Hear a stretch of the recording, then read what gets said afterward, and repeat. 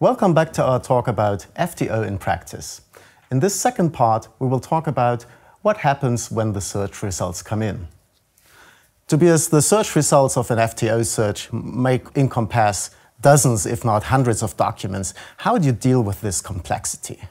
You should classify them into a manageable set of categories according to the risk level associated with the respective patent or application.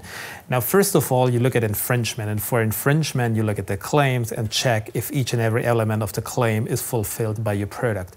Oftentimes, you can exclude a large number of matches already in this step. Secondly, you look at validity or the legal status of the document.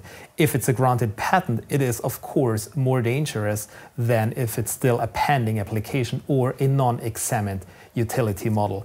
Now, if we merge the two findings, we may then have a manageable set of 3 to 5 categories. Now, and only on the ones where we see a high risk level, we would recommend obtaining a more detailed opinion. Right, and for this opinion, when it is about a European patent, clients often turn to us for an analysis under German law. And there are two reasons for that. First of all, Germany is the most important market, so to speak, for patent infringement cases. And secondly, German judges tend to award a broad scope to patents.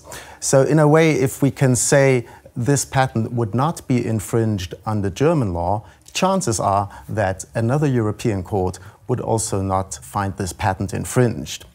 In this analysis also, one should not forget to look at the doctrine of equivalence, because if you find a feature that is not realized by your product, this is not the end of the analysis.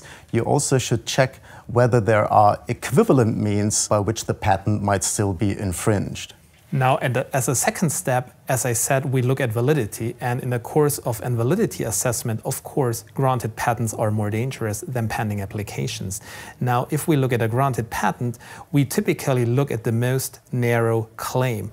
If we think that this claim can be infringed, for example, on the basis of prior art, which we know from foreign counterparts, then the risk level associated with this particular patent decreases.